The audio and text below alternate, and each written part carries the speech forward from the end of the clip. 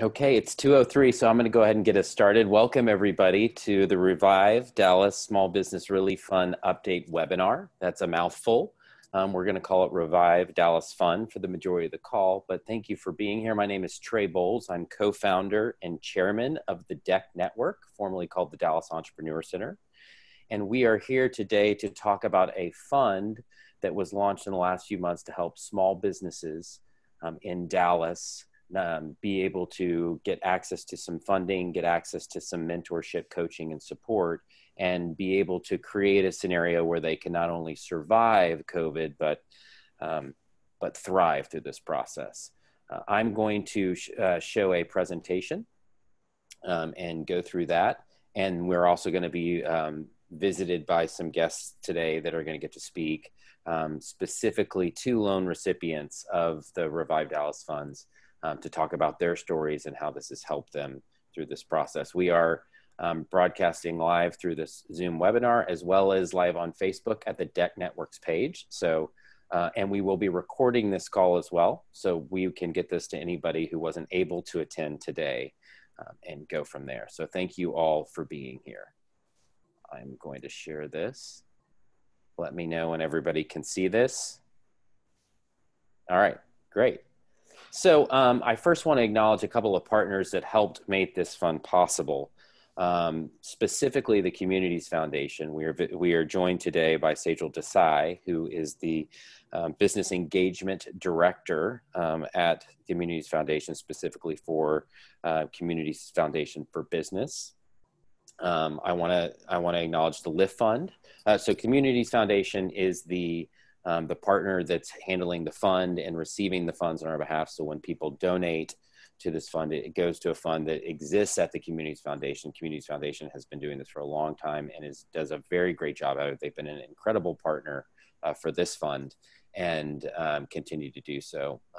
Sejal is going to talk in just a few minutes. I also want to thank Lift Fund. Lift Fund is the CDFI partner that we have been working with to actually administer the funds. So once the funds get donated and they go to the fund at CFT, they then get distributed to Lift Fund, and Lift Fund has a very specific formal process they go through in order to get and the funds distributed to people that may be. The DEC Network, which whom I'm involved with, has been involved in helping trying to raise the money, get the word out, communicate with not only sponsors and people that could participate in donating the money, but also getting the word out to small businesses and entrepreneurs. We've done that in a multitude of different ways, from going through social channels, through working with partners across the region, and doing everything we can to make sure that the information is getting out there. At this point, we've had about 2,450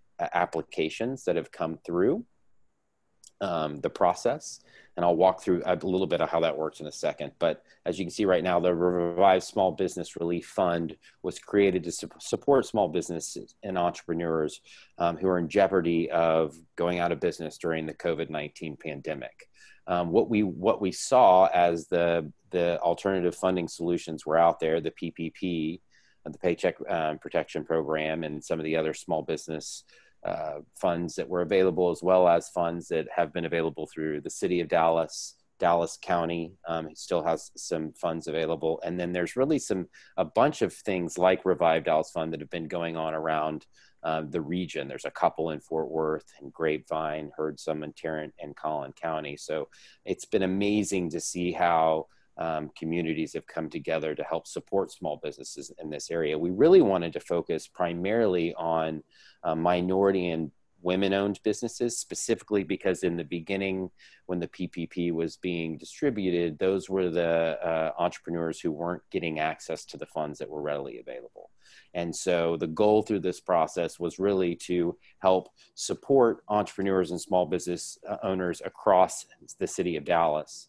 And then in addition to that, try to provide some mentorship, coaching capacity that's available not only to those that are eligible and receive the funds, but anybody that wants to apply and get one. As I mentioned, the Communities Foundation is the holder of the fund that we have, and Lift Fund is the CDFI that we've been working through to administer that. I do want to specifically thank a couple of groups, including the Dallas Regional Chamber. The Dallas Citizens Council, Mayor of Dallas, Eric Johnson, have taken an active role in making this a little bit unique in that this is primarily funded by businesses and individuals across the North Texas region. And the recognition by the businesses in our community to see the value and importance of small businesses to the overall economy has been great. And so that's what makes this fund a little different than what's out there already, is the businesses have stepped up to do this and the businesses have supported. You'll see as we go through the presentation at the bottom, an example of the sponsors and donors that have been involved in this. And we'll talk about that a little bit more as we go along.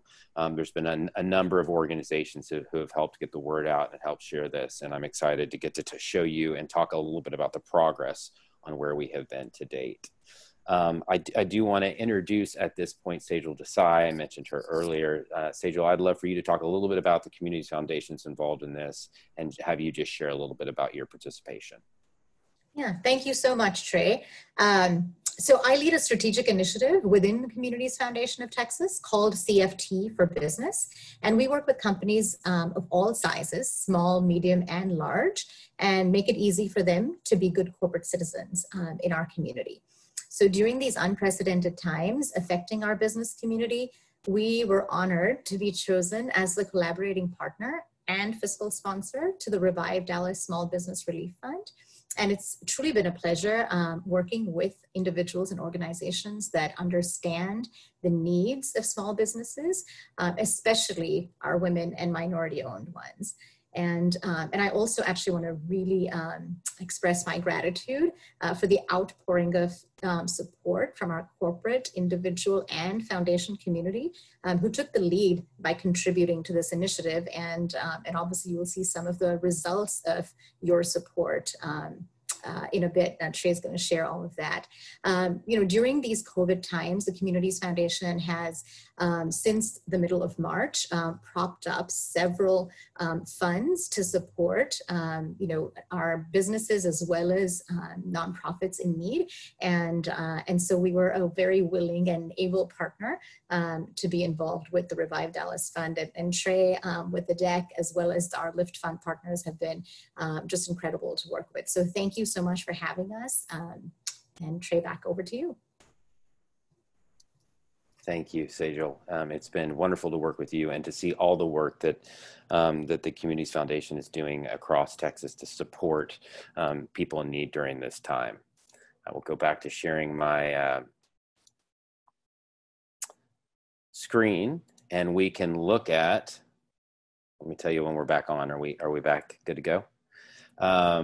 This was an infographic created by the team at Access in Dallas with the support and help of John Elijah Day, who's the chair of the Dallas Regional Chamber for this year and has been a huge advocate for this fund, as has the CEO, Dale Petrosky, and then at the Citizens Council with Kelvin Walker, the CEO, and Fred Paul, who's their chair, have been really avid, active forces in trying to help communicate to the business community this need. And I think you'll continue to see today what that need exists and continues to exist. And we want to make as much as a contribution to supporting our small businesses and entrepreneurs as possible. So if you will look at the right side of the infographic as we're talking about, I want to talk a little bit about what the fund criteria is. What businesses are we trying to support, and how are we selecting the businesses that are participating? The way the process has worked is that there is a website called revivedallasfund.com. And companies, and that's translated in both English and Spanish, companies come to that site, they take what's called a pre-qualification survey. It's about 14 or 15 questions. It takes on average about 2 minutes to get through. And the reason that we did that was because one of the problems that we saw with a lot of the funding options that were out there during the pandemic was that people were spending an enormous amount of time trying to get funds that they just weren't eligible for a bunch of different reasons. Either they didn't, their type of business wasn't included, they didn't have the right paperwork or the supporting documentations to do that. And so what we wanted to do here is to make it very clear and very quick whether people could figure out whether or not they were eligible. And then at that point, if they were not eligible, they still were given the opportunity to benefit from some of the resources that are available across the ecosystem. One being the Fast Start Mentor program that the DEC network runs, but then also being connected to other funding alternatives and solutions, as well as other resources across the ecosystem that could be there. What we did for this particular fund and this criteria was based around, first, that the organizations needed to have 15 employees or less. We're only focusing on for-profit companies for this particular fund. They needed to have $1.5 million or less in annual gross revenues. They needed to have seen a greater than 15% decrease in revenue during COVID. And they needed to have been at least in business since August 1st, 2019. And they were geographically located in the city of Dallas. And that was through a great partnership we had with Mayor Johnson and his support of that. So those were some of the main criteria for what we're doing. We had also, as I mentioned, wanted to have a primary focus on supporting minorities, because we felt like those were some of the businesses that were not getting access to the other funds available. So where are we now? As you can see on the left side, we have raised, at this point, it's probably closer to 3.3 million, but we're about 3.3 million towards our $5 million goal, which is a great accomplishment. And we're really excited and happy about what's been done. We've even had several companies that have participated come back to give more money, to double down and to invest more because they're seeing how this is helping companies in the community. Another key component of this fund was we wanted to create, the reason it is a loan fund and not a grant fund is we wanted to create some accountability, but we did not want the onus of that accountability to be financially upon the small business owners or entrepreneurs. And so what we did was we created a 100% forgivable fund with a 0% interest on it. And really what that meant was we wanted the accountability to be there for the entrepreneurs and small business owners to do some things that they were going to do that would benefit their business anyway. And so there were a couple of milestones that we are giving these the recipients of this loan the ability to do to move them forward and then get that loan actually forgiven. Some of those milestones include things like filing your 2019 taxes, something that all businesses should and will do. Two was signing up and getting a free mentor. That mentor is available there for strategic and tactical advice and support, but also there to help you go through the process of making sure you're hitting the milestones specifically for forgiving this loan. The third one was that we wanted somebody to create a profit and loss statement or financial plan, as well as a business plan for 2020 and 2021. And the reason we felt like that was so important is every business should be focusing on building a profit and loss statement and forecasting what the future should look like. But we also believe that because of COVID, business is changing and has changed. And that forces small business owners and entrepreneurs to really think through, how do I modify what I'm currently doing? What products or service offerings do I have that are still extremely relevant, and which ones need to be changed for the short term because of the fact that certain businesses aren't being able to operate as is. And you'll hear a little bit more from our loan recipients about that in a minute, and what new opportunities exist. We always say that necessity is the father of invention, or in this case, the mother of innovation. And so this creates a huge opportunity for the entrepreneurs and small business owners who are willing to step into that. And then it also creates a new world for people who have never been entrepreneurs or small business owners. And so really looking at that piece ties into why the loan, the forgivable loan piece was important, and why we picked the specific milestones we had. The last milestone is that you needed to be able to demonstrate a greater than 15% decrease in revenue. And the Lift Fund has a great electronic solution for that, where you upload your bank statements for the last few months, and that's pretty easily to tell, to showcase how your revenue has decreased or increased during that time. As a result, we've seen, we have currently deployed a little over $1 million, has gone into 54 different loans. Of those businesses, 71% of those businesses are minority owned, and 57% of them are women owned. We have 2 women on the call with us today that we'll talk through. The demographic breakdown, you can look into it. The highest percent of entrepreneurs that we have that have gotten this funding are Hispanic. followed by African American, or followed by white, and then African American and Asian and other minorities, and then some that preferred not to say. You can look at this infographic and see the geographic breakdown across these different neighborhoods in Dallas on where that money's been allocated as well. We track a bunch of other information and data that we're going to have to be important. And we really want, through this process, specifically to any potential funders out there, is to really track the success, the impact, to see how many businesses actually were able to take this money and translate that into keeping their business alive, allowing their business to grow, seeing new ways to build, to create new jobs, and all of those components. And that's important. And at the bottom, you'll see some of our sponsors and funders of this. And obviously, we will thank them multiple times throughout this call, but without these groups and individuals, some individuals you don't see on this particular set of slides, this would not be possible. So thank you all for doing that and what you're doing there.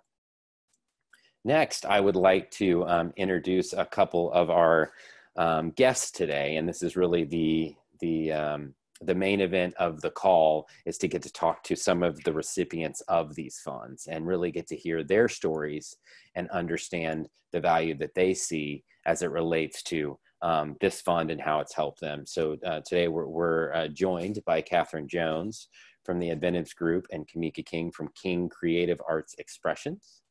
I'm going to stop presenting so we get a chance to see them, and we'll go specifically into asking them some questions.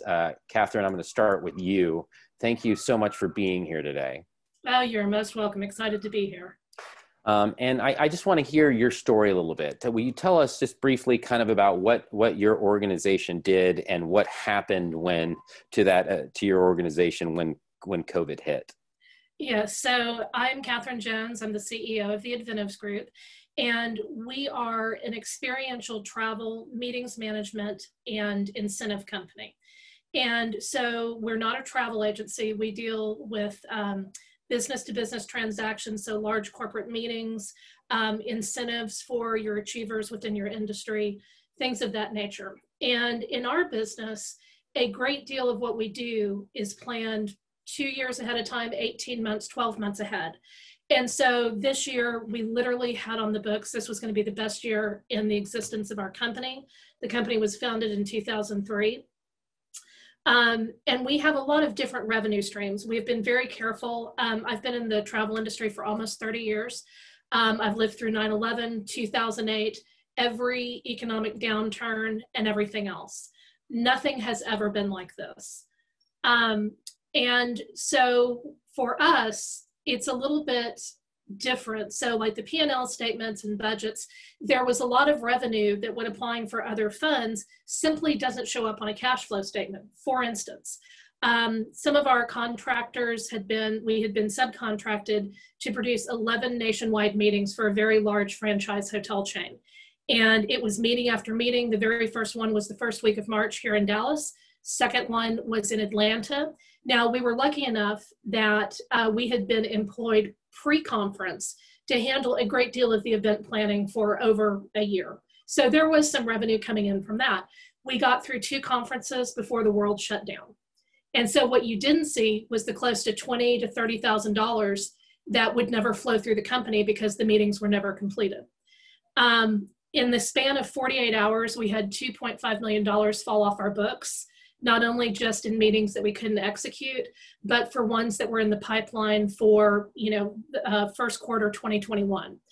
And, the analogy I like to give people is that if you own a restaurant and maybe you are prohibited from opening at full capacity, but you're open at 25%, you have some revenue. I mean, a patron comes in, they sit down, they order, they pay you, and you have cash.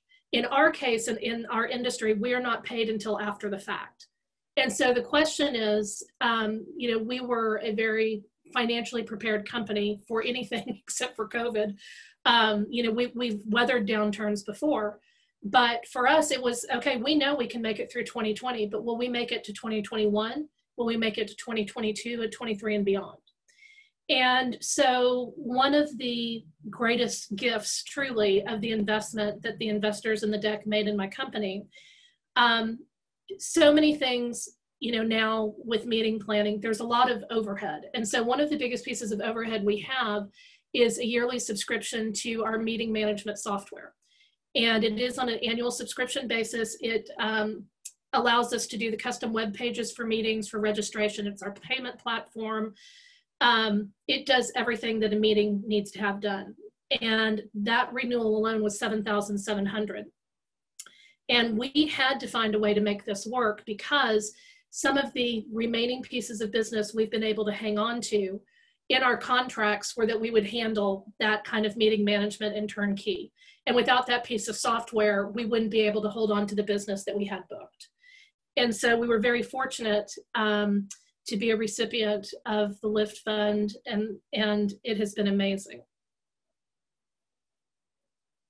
Thank you. And I would like to share just our personal story. You are one of the things I love about entrepreneurs is they tend to be very dedicated, very diligent, and persevere. And at some point during the first round of funding that we were going through, you had sort of had a question of, hey, I think I submitted my stuff, but I don't think maybe they don't have it. And so you reached out and contacted everybody you could, including myself. And I just really appreciated how thorough you were in making sure and going beyond and beyond to make sure that you had submitted all the correct documents, completed the package that was there, which created an opportunity for you to be considered for the fund. I would also like to say I don't have any decision-making process in who gets the money and who doesn't. That our friends at LIFT Fund have a great process for doing that. But I just think that is indicative of the type of entrepreneur you are and the type of organization you run. And I think it just also really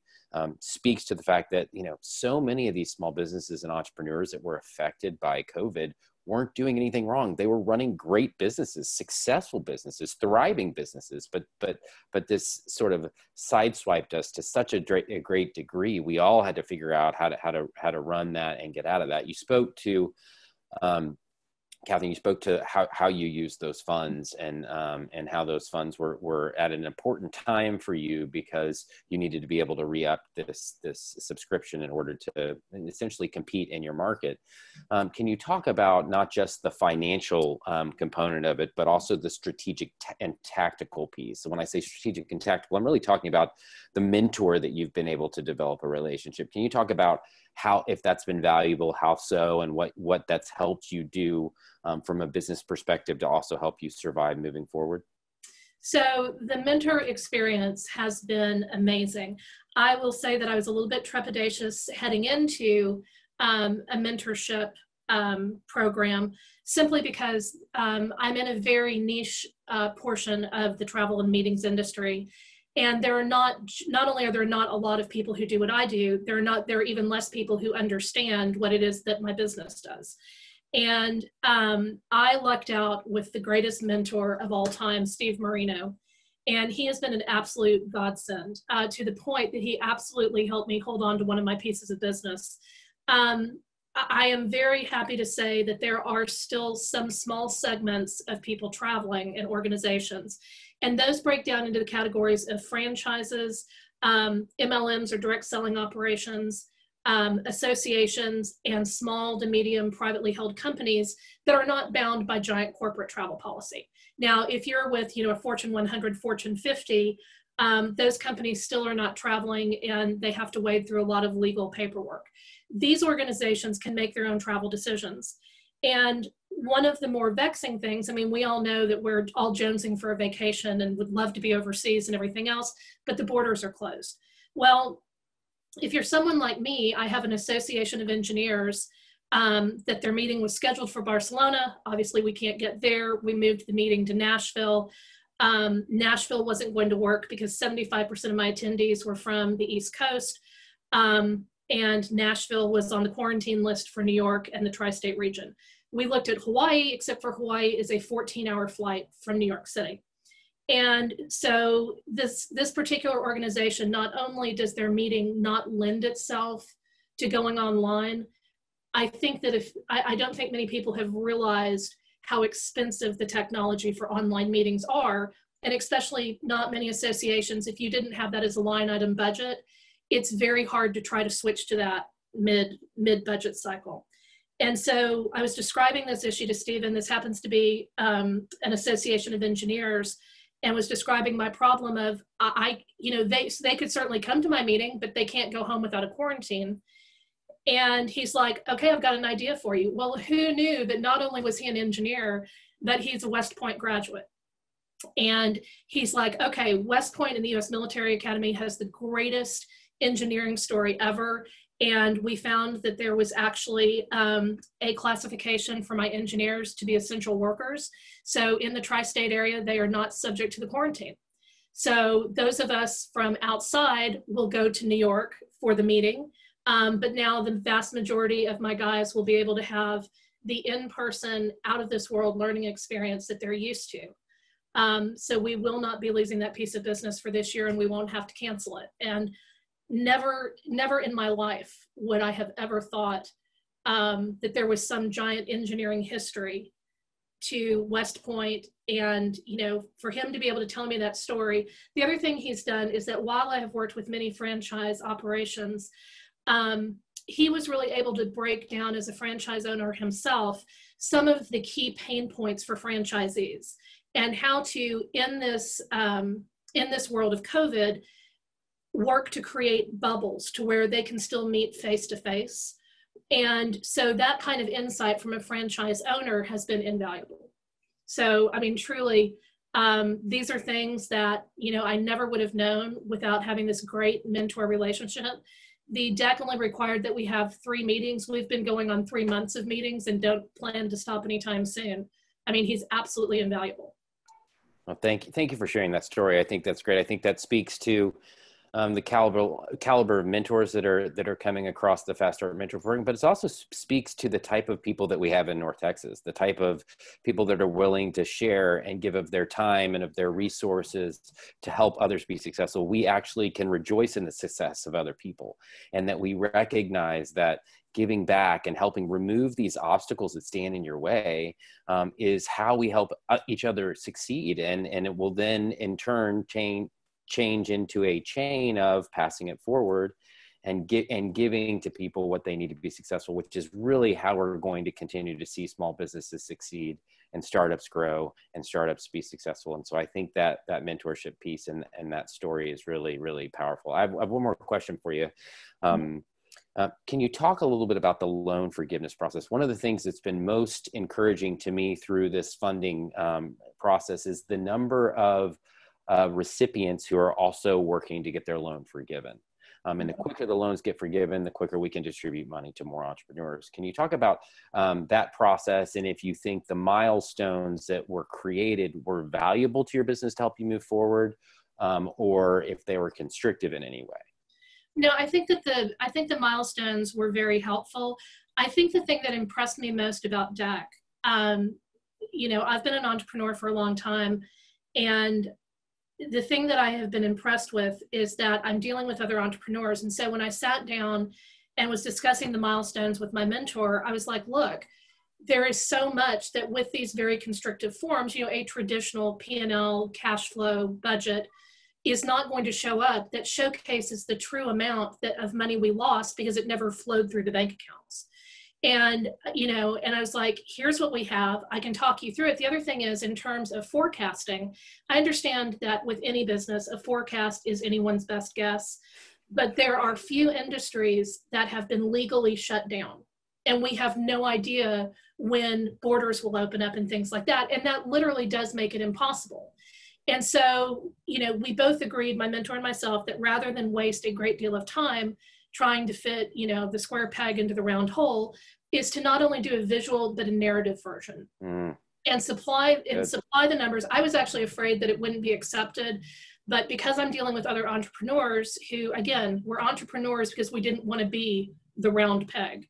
And so when you give that to another entrepreneur and someone like yourself, they can read it and go, okay, got it. She understands what the landscape is. She understands what the challenges are going to be. Here are the ways that we're going to combat it.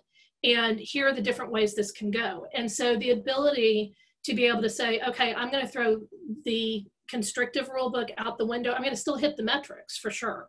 But to be able to do it in a way that makes sense to all parties was great. So like I said, that was the biggest stumbling point, was when I got the budget. I'm like, oh God, that's not going to work. But yeah, no, I was very impressed. And I am a former academic, and so I'm very used to keeping my little ducks in a row. So, we had hit some of the milestones already, and all in all, this was a very, what I'm going to call a hassle-free process. It was very straightforward. You knew what was expected of you, and then you could just go down the punch list and hit it out. Wonderful. Thank you. Thank you for being here. I really appreciate your willingness and candor and honesty through this process. I think one of the luxuries that entrepreneurs and small business owners don't have is the luxury of pretending like we know everything. And so being able to come in and recognize, and that also shows the maturity of an entrepreneur as well, to understand that we don't know everything. And if somebody wants to help us, we're going to take that help and we're going to use that to the best. And we're going to constantly try to learn and refine. And this process has been no different than that. So congratulations on your deserved loan and mentor. And we wish you the best of luck. We're going to stay in touch with you as you continue to not only survive, but thrive as you move forward. So thank you for that. Thank you all so much. And thank you to all the investors out there. Truly, it has made all the difference in the world. Wonderful. Thank you. All right. So now on to you, Kamika. You are a phenomenal entrepreneur I've known for several years. And the thing I love about your story that's a little different is that you have a very creative business that you run. Can you tell us a little bit about the business and what you've been doing and how you got into this?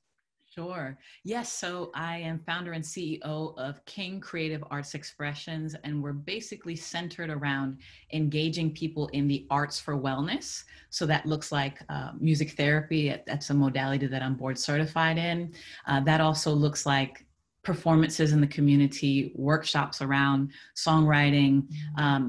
It even looks like, especially during this pandemic time and pivoting to virtual services, it's activating a lot of the areas of music-based mindfulness and applying music to meditation as well, in ways to help people cope with what's going on in these times, and as a way to help folks to help them manage things like stress and anxiety. So it's been interesting, some of the elements of what I was doing that was more tucked away that have come to the forefront of these times. But we're rooted in community-centered work and around ways to help folks from a socio-emotional standpoint through the arts have a better quality of life in ways that nobody needs to necessarily have a musical background to engage. And that's where some of the ways that music therapy informs that process.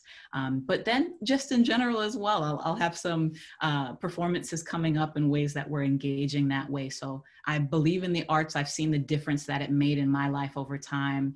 And as I've trained in music therapy and also the work that I've done as an artist as well, I saw years ago King Creative Arts Expressions as a way to fuse those to center in serving the community for some of the ways that I've personally been impacted, but also just opening things up more broadly to help our folks make it through, like you said, not only survive, but thrive. Well, you're such a pioneer in your industry, and I have, I'm so lucky that I actually got to know both of you before we had this call. But Kamika, you've been working on this for years, and we've met many times about this. And I once again, I applaud you, just like I did Catherine, the diligence and the perseverance. I mean, that's really what, in my experience, differentiates a successful small business owner or entrepreneur from a non-one, is that you just have to keep going and keep trying and sticking with it. So I am sure when something like this pandemic came across your plate, you thought, oh gosh, what am I going to do? And so you spoke to that right then, just a little bit of what's changed and how you guys are beginning to pivot and modify how you're delivering your service and how you're delivering these expressions and this art in such a way that's truly transformational people. And to your point, you don't have to have a training in music or the arts to benefit from this. But can you talk a little bit about how this loan was helpful to you and what you used that for and how that helped you sort of continue to stay in business and move forward during this time?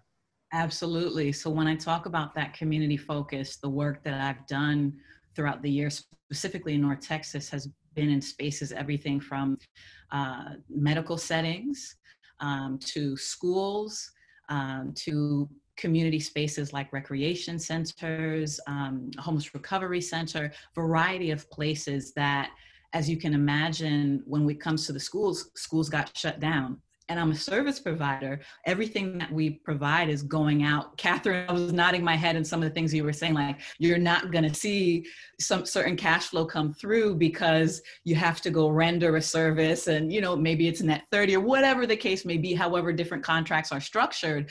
But when it comes to the medical setting, you have folks that have needs to where limiting the amount of people coming in and out. So that looks like, okay, how can we explore telehealth? The schools got shut down. Okay, we cannot go into those settings. It's just not available. The doors are not open in order to do so. So it was a very challenging time right at onset to say, okay, I went from having you know, a variety of spaces and places that were activated down to one single contract that was able to switch over to telehealth. And okay, this camera, the camera's not doing what it needs to. Okay, I'm gonna have to get a webcam. I'm gonna have to try this.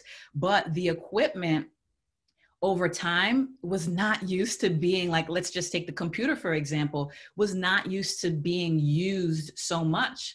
And quite frankly, my gear was outdated in a lot of ways. So it's like, at first, what do you do? Okay, telehealth, okay, virtual services, but now the equipment is running hot, you know, the fan is going 24/7. And even self, it was quite the challenge to figure out what I do is based in music and the arts, and how is that going to translate over a computer? So just the learning curve that was there, but right in the nick of time, as the outdated equipment was seeking to keep up, like the speaker blew, so it would rattle, and people were able to hear me, but I wasn't able to hear them properly. Working with an intern at this point in time too, and figuring out how do we network and map, and what sorts of tools and program and software do I really need to invest in? Again, like Catherine was talking about, what does that investment look like, and how do you find the finances when there's been such a big impact of what you counted on and projected is not coming in anymore? The loan came really at a wonderful time that said, there is a need, there are still people in need, there are still people that services through King Creative Arts Expressions can help and can benefit and can aid, but I have to have a way for us to do that. So the loan came in, and that meant opportunities for upgrade. The other portion of things, as the world has started to open up just a little bit with outdoor events being able to be physically distanced, that was another sort of thing. I'm used to doing a lot of our workshops and performances, different things like that, in an indoor space. So you have sound that suits that, because you're not trying to blast it out across an entire lawn. You have, you know, an auditorium full of people, and there's probably a sound system already. So again, thinking this is another potential revenue stream that can be revived for the different events that are, you know, following the guidelines to be able to do things outdoors and in as safe as possible distanced ways. So again, we need equipment to be able to carry those services out. So without the loan, I'm not sure exactly how I would have been able to facilitate really keeping the business open and being able to meet the technological and equipment-based needs to continue to activate in the community. Well, and I think one of the elements of this loan that's so valuable is that we're not coming in and telling entrepreneurs how they have to spend their money. We're recognizing that you know what your business needs to succeed. You know what your business needs to move and pivot and transition to the needs and the opportunities that exist now. So I'm glad that's a freedom that has been enabled to the recipients of this loan to be able to do that. One more question, specifically around the similar question of what I asked Catherine around the not only financial value, but what about the strategic and tactical value of the combination of funds with a mentor or coach to support you as well through the Fast Start Mentor program? Yes, as this fund continues, this is a tenet that I say you have to 100% keep. Having access to a mentor. I see my folks, I feel like it's a team of folks as an advisory team. So to have an additional person in Amber Yorman has been amazing. What I love is that she's a connector. Everything from, hey, update your LinkedIn, let folks know what you're able to do, to pointing me to different resources around marketing, helping me think through other avenues that I can begin to explore to not only keep the business afloat, but new things that I can be looking into, and different resources around that. It's been amazing to add somebody to an extra mentor. And what I love too, I'm also in a very niche segment when it comes to my field. And then to, as Catherine said as well, someone really coming in and understanding that. And Amber did a great job at onset to really understand what it is I do and how. But what I love on top of that is, if ever there's a segment that she said, you know, that may not be my wheelhouse, let me get back to you and see how I know. There's been many a time, a few days later, I'll open up my email. Kamika, I'd like you to meet so-and-so, or I was thinking about that, or I emailed so-and-so and I'm waiting to hear back. So just as the deck is called the Deck Network at this point now, it really is an ecosystem, and how do we create that network? So it's been invaluable to be plugged in this way, because you're right, Trey, in the years that I've known you, you'll see me pop up and engage in different ways. But I really feel, you know, outside of the emails that I get that keep me connected to what's happening at the deck, just another inroad to the entrepreneurial ecosystem with a physical touch point, and having a mentor, someone to bounce ideas off of, has really been great. So I'm grateful that this wasn't only a loan opportunity, but it also came with access to extra guidance and support. And Amber has 100% been that. And I look forward, I don't know how long we're supposed to stay in the program, but if I can keep up with it, you know, I'd like to. Well, great. Thank you so much. Before we move on, we love to celebrate the wins of the organizations we get to work with. Would you like to share a win that happened as early as this morning? Yeah, so I would like to invite, if that's fine to do, Trey. Absolutely. Monday coming, September 14th at 3 p.m. Central, I have the distinct honor, I will be one of two featured artists performing a virtual concert with the Kennedy Center. So I would love that we have a strong showing from North Texas. It'll be streaming on the Kennedy Center's Facebook page. They will also be putting it up on YouTube, and it's part of an Arts Across America. They're doing something like 200 shows this fall. Also plugged in as an activist artist in an accelerator program through Music to Life. So myself and another Music to Life artist will be performing for the Kennedy Center. It's a great honor, and I'd love to see North Texas show out in the comments. Wonderful. Wonderful. Thank you. I am just posting those links that you gave me in here, so you guys can and find ways to directly connect or to share. But thank you, Kamika, for being a part of this and for being a part of this program and being willing to share your experience on the call today. I think it's just really invaluable. Yeah, I'm appreciative that this exists, and encourage those who are able to do so to continue to support. So whether it's on the mentorship side or the funding side, that there can be additional business owners. So thank y'all so much. Wonderful. Okay, so I am trying to, there we go. I'm going to try to share one more time the presentation, and that we can get through, and we'll be done in just a minute. I'm excited to sort of talk to everybody about how you can get involved. So I mentioned before, we had a first round of funding that went through, that was took applicants through June 19th. And then we spent a week going through a formal application process with the LIFT Fund. And then there's a lottery that's run, and people are getting put in order the Lift Fund reaches out to people who've completed the package, and even people who haven't completed the package, to communicate with them to try to get that done so they can go through the final process with them and get approved or whatnot. And so they've done a great job in doing that. Well, that was the first one. The second round is actually being done right now. We closed down the pre-qualification survey process on September the 7th. And right now there's about 1,500 applicants going through the process of being given the opportunity to formally apply through Lift Fund.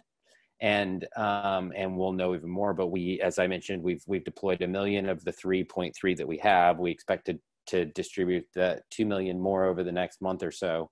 But that is not enough to support all the entrepreneurs and small business owners that are out there. As I mentioned, with 1,500 potential applicants and a total of 2,500 people that have applied in general, about 70% of the people that are applying on the pre-qualification survey are actually eligible for the formal application process. And so the need is still there.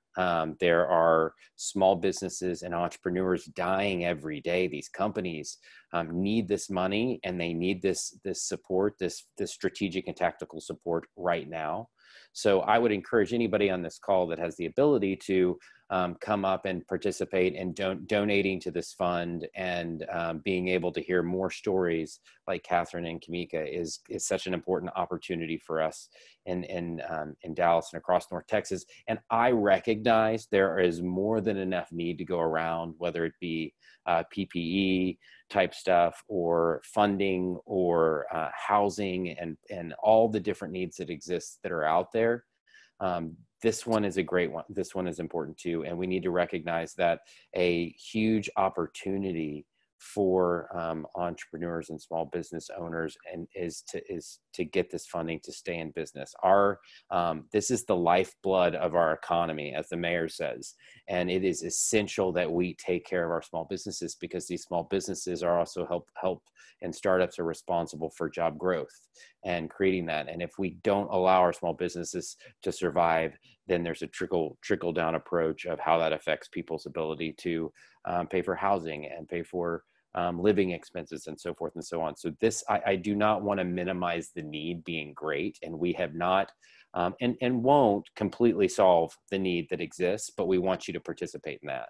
And so that's one way that you can be involved, is by participating and giving money to this. And another way that you can be involved is by becoming a mentor or referring somebody to find a mentor. You've heard some of the conversations and some of the examples of how this has been helpful. And how we've seen this here. I want to reiterate, you do not have to have received funding through the Revive Dallas Fund in order to apply for and get a mentor. But as we see the thousands of entrepreneurs and small business owners that are coming through this process, we need mentors to match with them.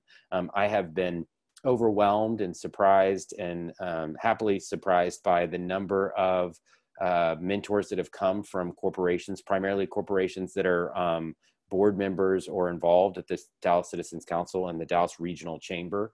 The chair of the Dallas Regional Chamber, John Elijah Day, has made it a fundamental piece of his plan for this year to help connect small businesses with subject matter experts, entrepreneurs, service providers that can help them be successful. So you can participate in this capacity as well. I've put a link here to where you can go find out more about our Fast Start Mentor program. It's actually run by the mentor that Kamika has, Amber Yorman, and she's been doing a great job with that. So those are two ways that I would ask you to commit to being involved and to look at how you can contribute to the need right there. As I mentioned, there are still challenges, and we are going to be sticking with our entrepreneurs and small business owners through this process.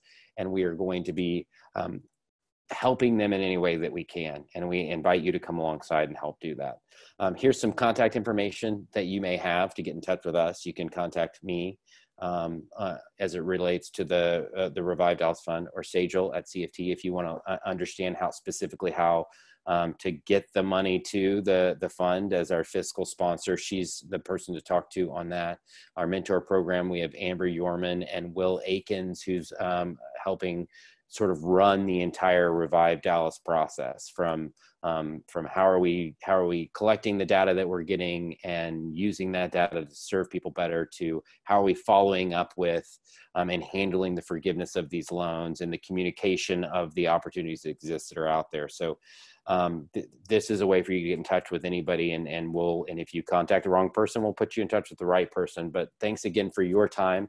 We're going to let you go about 7 minutes early and give you some time back in your day. I'd like to close with thanking again the sponsors and the organizations who have stepped up to do this. There's so many amazing organizations in North Texas that have stepped up in a lot of different ways.